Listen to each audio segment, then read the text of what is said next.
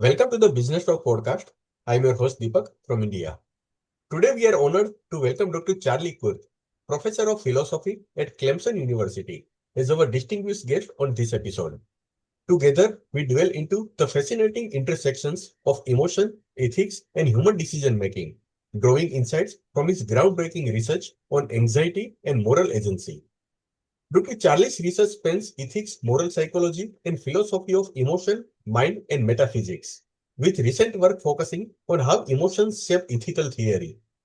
He is recognized for his excellence in both research and teaching, having received distinguished awards in these areas. Dr. Kurtz previously held positions at Western Michigan University and Washington University in St. Louis, and served as a core fellow at the Helsinki Collegium for Advanced Studies for the 2022-24 academic years. Dr. Kurth's academic journey began in Washington, D.C., progressing to the University of Virginia for his undergraduate studies in economics and political science. Following 3 years in finance in New York City, he pivoted to philosophy, ultimately earning his PhD from University of California, San Diego. Beyond academic life, Dr. Kurth enjoys outdoor activities such as trail running, hiking, camping, climbing, fly fishing, cycling, and cooking. Together and today, Dr. Charlie Kurth shares insights from his widely acclaimed book, The Anxious Mind, an investigation into the varieties and virtues of anxiety, published by the MIT Press. It's my pleasure to now welcome Dr. Charlie Kurth to the conversation. Dr. Charlie, we are deeply honored by your presence and grateful for your time with us today. Thank you. I'm delighted to be here, Deepak. I appreciate the invitation. Honored to be a part of the conversation in your series. Thank you. Professor, you challenge the common wisdom that anxiety is purely negative and painful. Can you walk us through how anxiety can actually enhance performance, facilitate social interaction, and contribute to moral thought and action in ways that most people don't recognize? Sure. So anxiety usually gets a bad rap. It's an emotion that many folks think we shouldn't be feeling. But I think that's to underappreciate what anxiety can do for us. It's to focus on a narrow set of cases, anxiety gone bad, rather than the anxiety that's sort of an everyday part of our lives and can be beneficial. So as I think about the emotion, anxiety, it's a response to uncertainty. We feel anxious because something we care about, a relationship, something at work, finances, is threatened. We face a new or particularly difficult challenge, and because of that, we feel uncertain. We're worried. We're anxious. What should we do? How do we make this better? And anxiety, like every emotion, is not just a feeling, but it shapes our thoughts and our behavior in interesting ways. And what's distinctive, I think, about anxiety is that when we're anxious, we engage in various ways to sort of minimize the risks that we're exposed to or to try and better assess the risks that we face. So, maybe a couple sort of examples to sort of make that a little bit more intuitive. So consider like sort of run-of-the-mill social anxiety. You're at a dinner party, you're having a conversation with a new person, but you and this new person have some mutual friends. So you want to make a good impression. So far, the conversation's been going quite well, but all of a sudden you notice that there's a change in the tenor of the conversation. Your dinner partner is making eye contact with you less frequently, conversation becomes a little stilted, and you start to feel anxious. Why are you feeling anxious about that? Well, as I'm thinking about a situation like that, your anxiety is cueing you in to like, what's going on here? Why is this person who I'm trying to build a favorable relationship giving me kind of the cold shoulder? You want to get this conversation back on track. And so anxiety is going to, it's functioning as this alarm to sort of say, hey, wake up, something weird's going on here. But then it's also going to try and shift you into kind of efforts to manage the risks that you now think you're being exposed to. So maybe you'll be a little bit more self-deprecating or more deferential when talking to this individual, more quick to apologize if you accidentally interrupt them, or maybe you'll try and correct some of the earlier things that you said that might have been off-putting. So that would be an example of how anxiety can function as a tool that facilitates social interactions.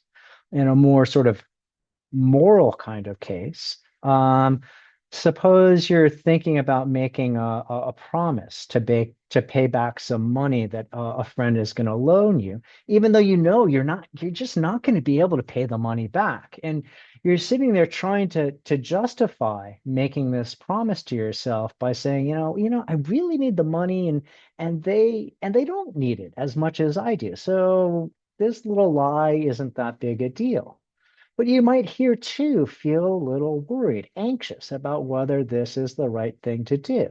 You're anxious about your lying. And again, that's kind of a signal that something is amiss. Uncertainty. Am I doing the right thing here? And maybe that anxiety gets you to sort of rethink and hopefully reassess this initial inclination to sort of make the lying promise. So in that case, the anxiety is focused on this moral decision, and instead of bringing the kind of risk minimization behaviors, it's bringing these sort of efforts to inquire and find out more about what the right thing to do is. So that's a case where anxiety can productively help shape our sort of moral decision making. Professor, you describe anxiety as a biocognitive emotion, an aversive emotional response to uncertainty about threats or challenges. How does this model help us understand the diversity of anxiety experiences, from hardwired biological responses to socially driven worries? Yeah, great question, Deepak. So, like fear or anger or disgust, I see anxiety as an emotion that at its core is an evolutionary adaptation. But it's also an emotion that's been deeply and profoundly shaped by culture. And the biocognitive model that I present in the book is my account of how the hardwired nature and the culturally learned nature of an emotion like anxiety come together. So the bio part of the biocognitive article, this is the heart of anxiety, the heart of the emotion. It seems to, based on research in neuroscience, to be centered on particular structures, brain networks, that are anchored in the base nucleus of the stria terminalis. And this sort of part of the emotional mechanism, the anxiety mechanism, predisposes us to be anxious about things like snakes that are threatening from an evolutionary perspective. And when that gets triggered, we get a fairly stereotyped set of responses, these sort of combinations of efforts to minimize our risk by withdrawing or being deferential, and to get some more information about what exactly the risk that we face is. The um, the cognitive dimension of the biocognitive mechanism, this is where learning and culture come into the fore. Uh, and it's engaged sort of in the brain, mostly with the prefrontal cortex. This part of the anxiety mechanism is working to bring sort of experience and learning and culturation into shape both what we're anxious about and how we subsequently respond. So it's in this part of the anxiety mechanism that we can develop anxieties to things that aren't evolutionarily relevant, things like climate change or whether to go to law school. We can develop, that's how we start to develop anxiety to sort of things beyond snakes and spiders. And it also shapes our behavior in interesting ways, getting us to engage in sort of more focused and open-minded cycles of reflection. And so what we then get is this core that's biologically and evolutionarily driven, but that's buffered both on the sort of figuring out what we should be anxious about and how we should respond sides by more flexible cognitive mechanisms that allow us to um, attune our anxieties to what's in our social and physical environments. Professor, in your book, you argue that moral psychology has focused too heavily on backward looking emotions like guilt and shame. What are we missing by not paying enough attention to forward looking emotions like anxiety, and how does this shift our understanding of moral agency? Good. So guilt and shame are morally important for sure. They get us focused on how our actions and our traits affect our relationships and our character. So roughly speaking, guilt prods us to make up for our screw ups, and shame gets us focused on damage that we might bring to our reputations. And it's in this sense, in being focused on what we've done, that these emotions, guilt and shame, are backward looking. They're looking at what has happened, what we've done. Um, but so much of our moral life is forward looking. We're concerned with what we should do today, tomorrow, next month. And this is all the more so when we face new challenges or difficult decisions. And it's in cases like these that anxiety enters the picture. As you know, we've just sort of talked about, anxiety functions as this alarm, helping us see that we face a difficult decision, that there's something we care about is being threatened, and we're not certain about how to respond to it. Um, and that's where anxiety can help enter the situation and make a distinctive contribution. So I think that this appreciating this difference between backward looking guilt and shame and forward and looking emotions like anxiety or maybe hope as well helps us see that we need to enlarge and enrich the set of emotions that we think is relevant to moral agency. So to give you an example, Nelson Mandela, if you read his autobiography, he talks extensively about the anxiety he felt about how to reconcile two things that were deeply important to him: his family and his commitment to fighting for justice in South Africa. Because those two, at least as he saw it initially, were in tension with one another. And it seems that part of why we admire Mandela so much, part of what makes him the moral icon that he is that he was worried about how to resolve this tension, and his anxiety helped him see that this seemingly seemingly conflicting set of values could be reconciled. Love and cause could come together in a way that sort of helped soothe his anxiety. So that's an example of how this forward-looking kind of emotional response, here anxiety, can be central to understanding what it is to be a moral individual, help us understand what becoming more virtuous, a better moral individual might look like. Professor, you introduced the concept of practical anxiety as distinct from everyday anxiety. Can you explain what practical anxiety is and how it helps individuals identify difficult choices and engage more deeply with moral dilemmas? Good, sure. So much of the anxiety that we feel is focused on uncertainty about social or physical threats. You're anxious because, while you know you did something wrong, you're not sure if you're going to be punished for it. Or you're anxious because you're worried about whether the speech that you need to give next week will be well received.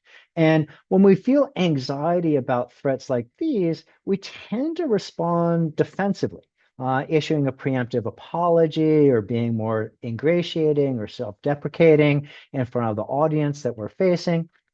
But But at other times, we're anxious because we face a novel or a difficult choice and we don't know what we should do. Should I go to law school or should I get a PhD in philosophy? Is it time for me to put my aging mother into a care facility?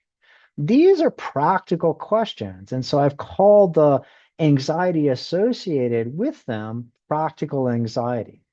Unlike anxiety about threats, practical anxiety inclines us less towards defensive behaviors that are aimed at minimizing the risks that we might face, negative reactions from our audience or something like that.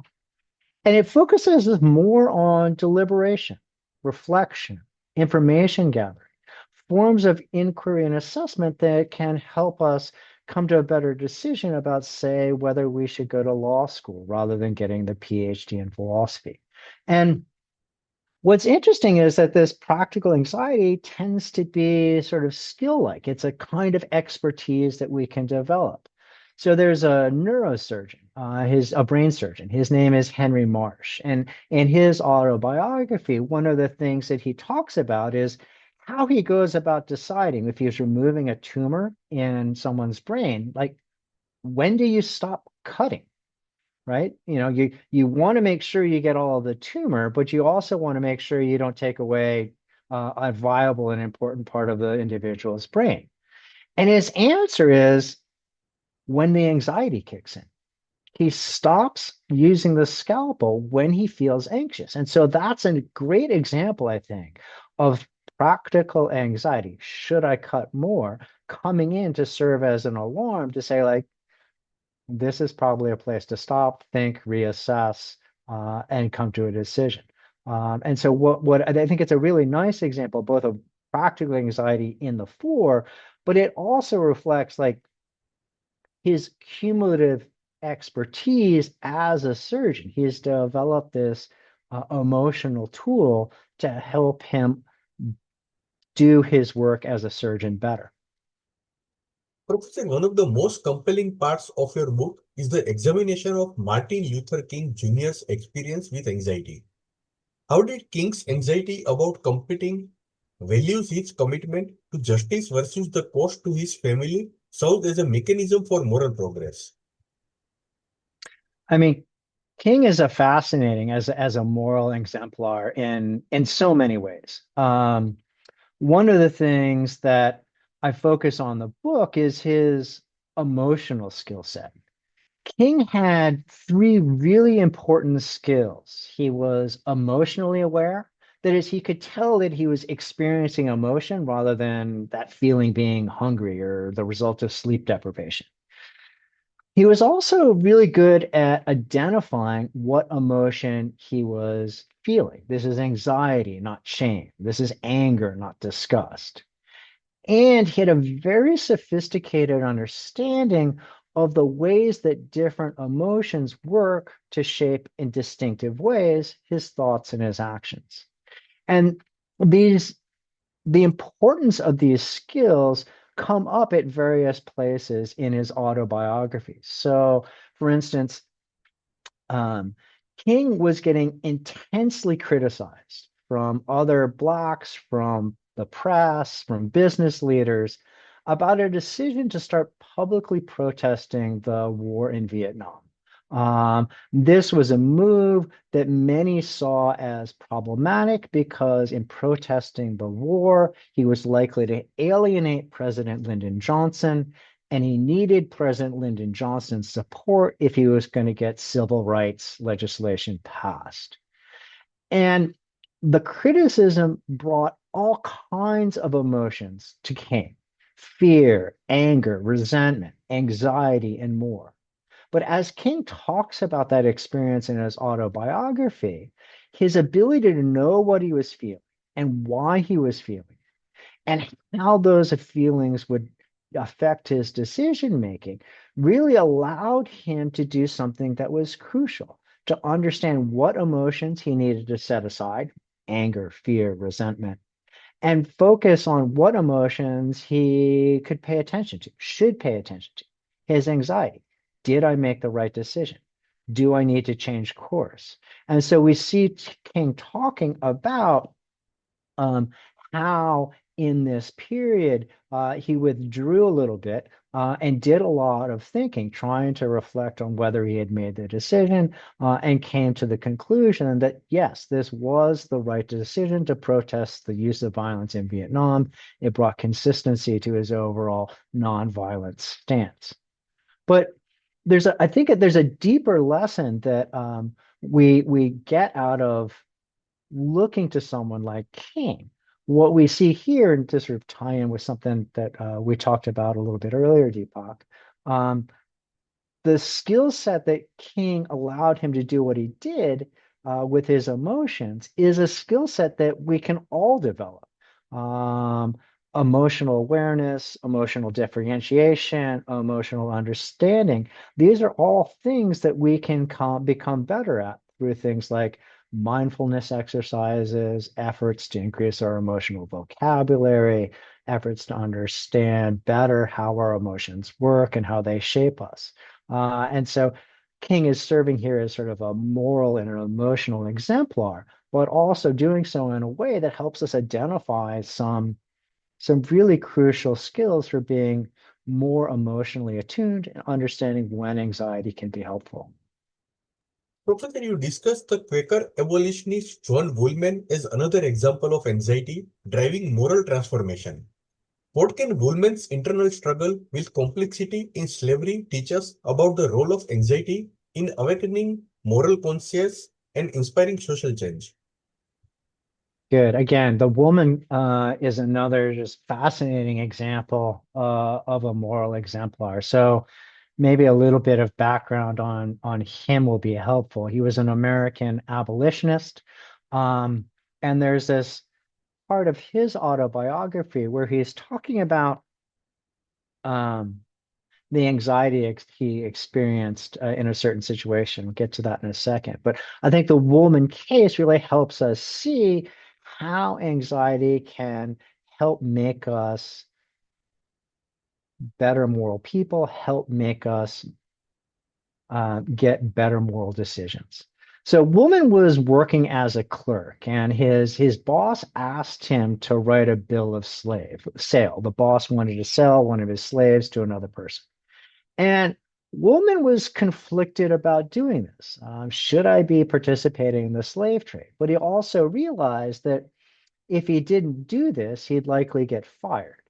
And so he went around and he actually wrote up the bill of sale. A couple of days later, the buyer and the seller came together, and it was time for Woolman to execute the bill of sale.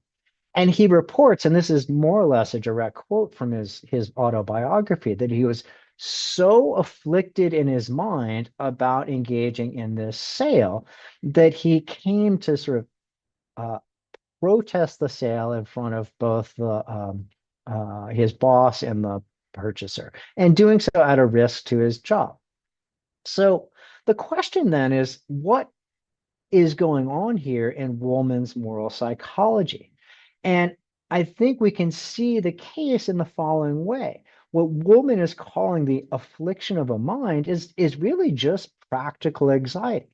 Woolman is worried about whether he's doing the right thing and engaging in the and facilitating the slave trade. And this worries about whether he's doing the right thing gets him to not only reflect on his initial decision to go ahead and facilitate the sale, but also to come to realize that that's the wrong decision. And so we see Woolman changing his mind as a result of the worries and the reflection those worries generate. And so he ends up protesting the sale, even though it could cost him his job. And so I think we get, again, a really nice example here of practical anxiety working to shape decisions that were bad into better decisions. Professor, you argue that anxiety can be a fitting response and that it undergirds an important form of moral concern. Can you elaborate on what it means for anxiety to be fitting and how this challenge therapeutic approaches that aim to eliminate anxiety altogether? Sure, Deepak. I think this is an important question. So to say anxiety is a fitting response to your situation is to say that the situation you're in really is worrisome. So, anxiety about whether you lock the front door might be a fitting response. Maybe you were distracted as you were leaving the house, and so you're uncertain about whether you locked the front door. Anxiety there is fitting. There is something worrisome. Did I lock my house? And now it's getting you to like go back and check or think about what happened. Um, but if your anxiety persists even after you've gone back to your house and checked, yeah, the door's locked, then it's unfitting. The anxiety there is unfitting because there's no more uncertainty. You know the door is locked. So that would be an example of both a fitting example of anxiety and an unfitting one. And fitting anxiety is valuable, I think, because it means that you're properly attuned to what matters, the hard choices, the potential threats to things you care about. Now, the second part of your question was about therapeutic approaches. And if there are therapeutic approaches that really do seek to eliminate anxiety, then I just think they're bad therapies. Anxiety, as I've been trying to emphasize here, really can be a tremendously valuable and important emotion. So if we're getting rid of through therapy or whatever, anxiety, we're getting rid of something that is an important part of our emotional toolkit. Now, that doesn't mean that anxiety doesn't misfire. But just because anxiety can misfire, we can be overly anxious or do withdraw too strongly or all kinds of problems with our anxiety. That's not to, we shouldn't overlook all the good that you can do. It would be kind of like thinking we shouldn't feel anger or happiness because at times anger can trend to rage or happiness can trend to mania. So what's crucial here and what I think therapies are really often trying to do is help individuals not eliminate their anxiety, but better attune their anxiety to things that really are worthy of anxiety. Did I lock the front door? Should I put my mother in a care facility? And help us um, diminish anxieties about things that aren't really that important or where our anxiety is spiraling out of control. So then the aim of therapy, I think, should be aiming to help us better experience our anxiety at the right time and in the right way. And I think things like cognitive behavioral therapy are trying to do just that. Professor, drawing on insights from psychiatry and clinical psychology, you suggest we can cultivate anxiety to experience it at the right time and in the right way. What does anxiety cultivation look like in practice? And how can we distinguish between productive and destructive form of anxiety? Good. So one thing to be clear about is that when I'm talking about cultivating anxiety, that doesn't mean that we should be trying to feel more anxiety or feel our anxiety more intensely. That would be disastrous. Rather, and as you alluded to, what I'm getting at here is that to cultivate anxiety is to better hone our ability to feel it at the right time and at the right way. And a core idea here is that our emotions, including anxiety, are parts of our personality. They're akin to things like extroversion or being agreeable. And if that's right, then that means that our emotions are things that we can train. Um, so if we're overly anxious about spiders or we're insufficiently anxious about climate change, these are things that we can work on. And so the earlier discussion about King, where we saw that things like emotional awareness, emotional differentiation, emotional understanding, those are all kind of like sub skills that we can work on. Through mindfulness, we can be better aware of what we're feeling and realize that this is indigestion, not anxiety. This is anger, not sleep deprivation. We can better shape our ability to understand what we're feeling. Some really interesting work by psychologists and cognitive scientists suggesting that as our emotional vocabularies increase, our ability to understand what we're feeling becomes better.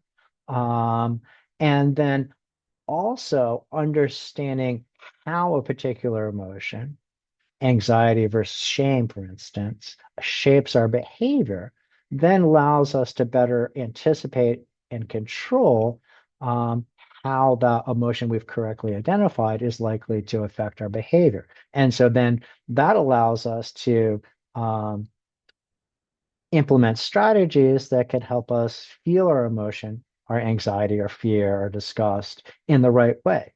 So some examples, if we are overly anxious, one of the things that we might be able to do is distancing tasks that allow us to to sort of move from being immersed in the situation to having a more third personal perspective on our situation.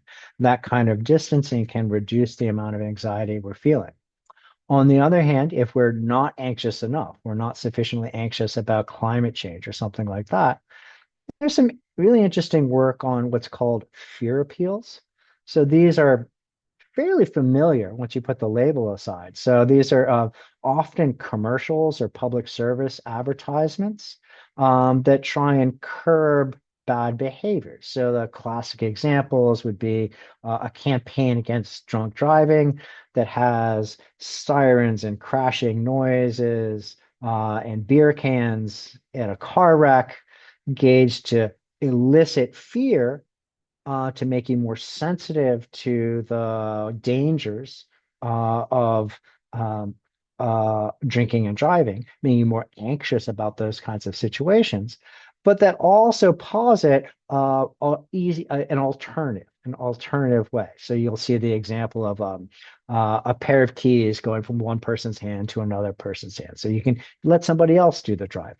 Those kind of examples, they're familiar, but what they're doing is they're working to instill an emotion, anxiety, in order to generate the sort of risk minimization behaviors that we want, that will curb the behavior. So these are techniques that we can start to use to help us both feel our anxiety at the right times, but also feel our anxiety in the right ways. Professor, your research shows that anxiety about difficult decisions and conflicting values tend to bring open-minded inquiry and improves understanding of complex issues. How does this finding challenge conventional approaches to decision making in business and leadership context? Good. So, as we mentioned at the beginning, anxiety is often viewed negatively, a sign of weakness or indecision or psychological frailty.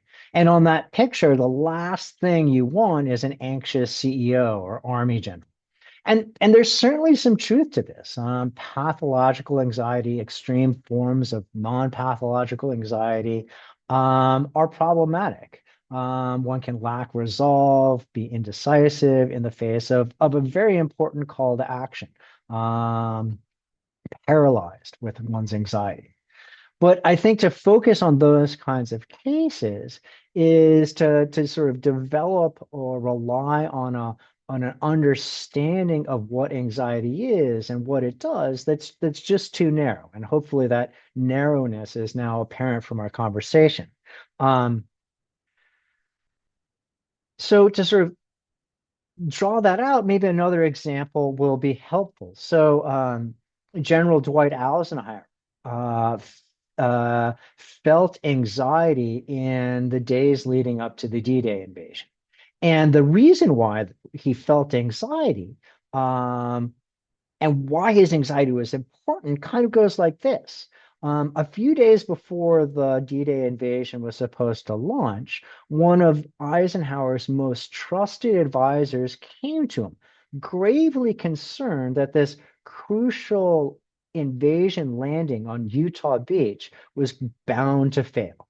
And the advisor had lots of reasons, very good reasons, to support his concerns. And Eisenhower is anxious, and he was right to be anxious about the plans for this Utah Beach invasion. in the face of his advisor's worries. If that invasion had failed, D-Day would likely have failed. If D-Day had failed, then like the Allies' ability to win the war in Europe would have been significantly compromised. So this is about as high stakes as one could get.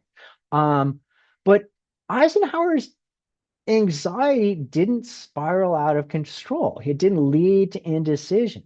He didn't go on a drinking binge or something like that. Rather, Eisenhower, given his sort of experience as a general, recognizes anxiety for what it was, a signal that there was something uncertain, a hard decision that he faced, and that he needed to sort of pause and think through whether this invasion in Utah Beach really was going to work. And so and he came to the conclusion based on his experience in similar kinds of situations that it could work. And he turned out to be right there. And so the invasion went as planned. The larger lesson here for those in leadership positions is, I think, the importance of listening to your anxiety. It's a signal that something might be amiss. And so it's a signal that a pause is needed. Reassess, reflect, take a few minutes to make sure that the decision is the best decision based on the information that you have. Dr. Charlie, I would like to conclude this episode with one last question. Throughout your book, you examine moral exemplars like Nelson Mandela, Elizabeth Cady Stanton, John Woolman, and Martin Luther King Jr. What patterns do you see in how these leaders experience and use anxiety? And what would diminish about our admiration for them if they hadn't been anxious about their moral choices? Yeah, that's a great question. I mean, one of the reasons why I wanted to use these examples um, is to make real that anxiety not only can but does play a very important role in our decision making, our moral decision making. Our moral heroes, Mandela, Stanton, Woolman, King, are people who were anxious. And so if we have this picture of moral exemplars as sort of unruffled in the face of uncertainty or difficult choices, that's just not how it really seems to be. Um, what we really see is people who are anxious. Eisenhower at D-Day was anxious. And so I think one, just appreciating that the pinnacles of moral and professional exemplars are people who feel anxiety.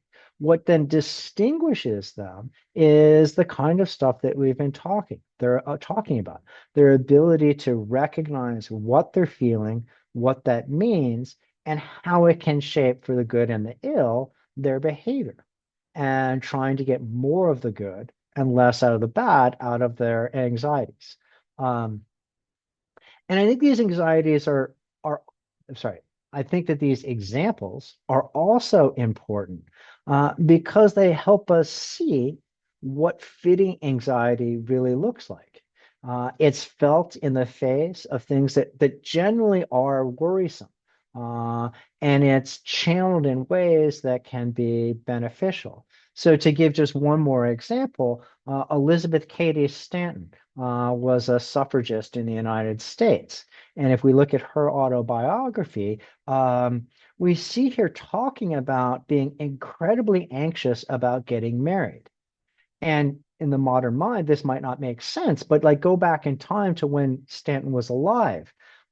Here she is, a suffragist fighting for women's rights, but she's in love with this man and wants to get married to him.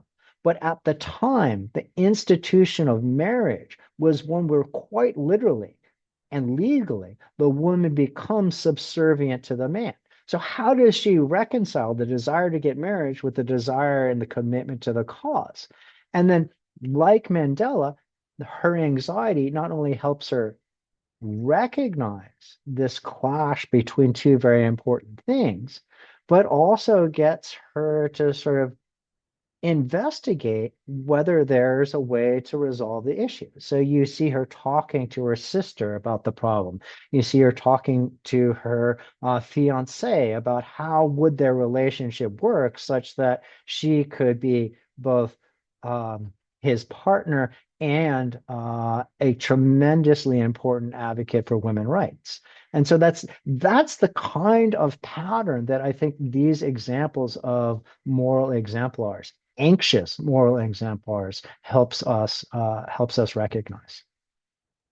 Dr. Charlie Kurth, thank you for joining us on Business Talk today and for sharing such a thought-provoking exploration of anxiety's role in moral thought and decision making.